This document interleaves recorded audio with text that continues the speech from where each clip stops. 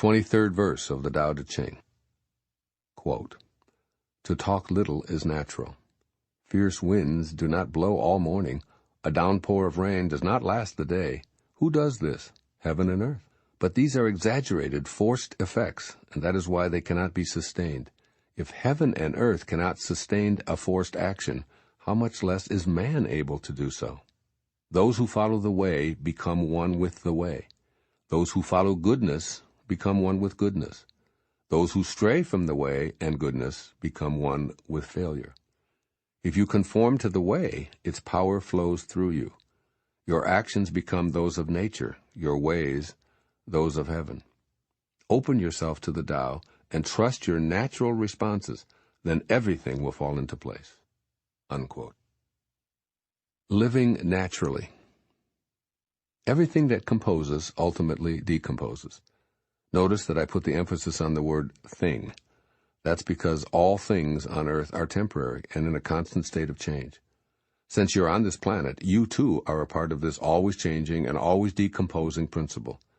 In this 23rd verse of the Tao Te Ching, you're asked to observe the ways of nature and then make the choice to live harmoniously with them.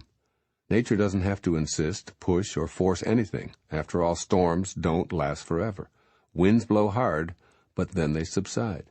The Tao creates from an eternal perspective, but everything is on its return trip home the moment it comes into being.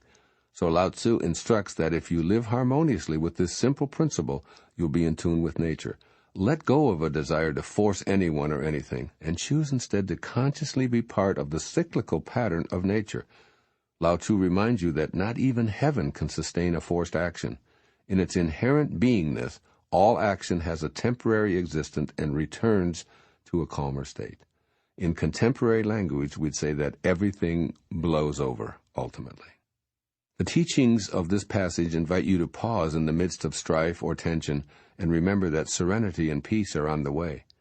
This verse emphatically points out that you always have a choice. In every single situation, you can choose to observe exaggerated and forced energy. It might be verbally attempting to control a situation or cursing how life's events are unfolding. Regardless, these moments can be invitations to open to the Tao, even while in the midst of chaos and angst. This is how to follow the way. Remember how nature blows hard and then returns to calm.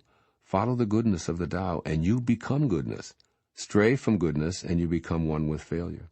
You are part of the law of form in time and space, composing and decomposing. Everything in nature is returning to its source.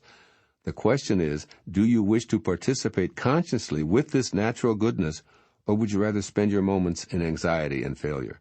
The Tao response to this crucial question isn't within your ego, for it strongly believes in your ability to force things, to make things happen, or to be the person in charge. The Tao points out that the way is responsible for everything, with a naturalness about it that isn't forced. It reminds you that what seems so devastating in the moment is benevolent perfection in another moment. When you conform to the naturalness of the universe, you cooperate with this all-creating power that flows through you. Suspend ego-driven plans and instead participate in the power that created you. Allow it to be the guiding force in your life.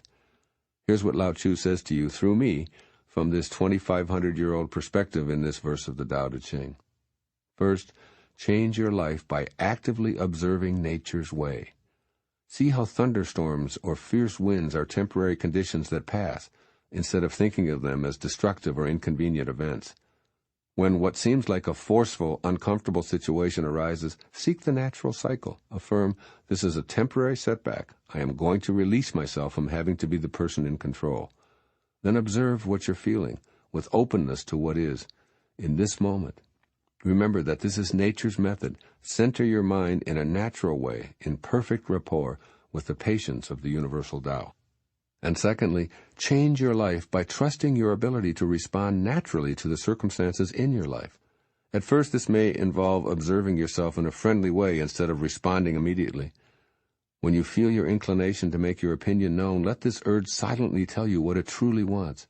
Your body knows how to be at peace and wait out the storms of life, but you need to allow it to feel that you're welcoming in its signals. Be still and allow yourself to be in harmony with the creative Tao, opening yourself to its power. T.S. Eliot evokes the natural cycle in his poem Ash Wednesday. Quote, "Because I know that time is always time, and place is always and only place, and what is actual only for one time and only for one place, I rejoice that things are as they are." Unquote. That's the idea. Rejoice in the stillness of the Tao. Do the Tao now. Spend an entire day noticing nature and the countless instances that it cycles organically. Seek at least 3 ways that you'd like to be more natural in your response to life. The cat curling languidly in the sun might symbolize how you'd like to be, or perhaps it's the dawn slowly illuminating the dark without rushing. Maybe you prefer to focus on the tide comfortably coming in and out, apparently without judgment. Find your symbolic images, whatever they may be, and invite their counterparts in the Tao to blossom within you.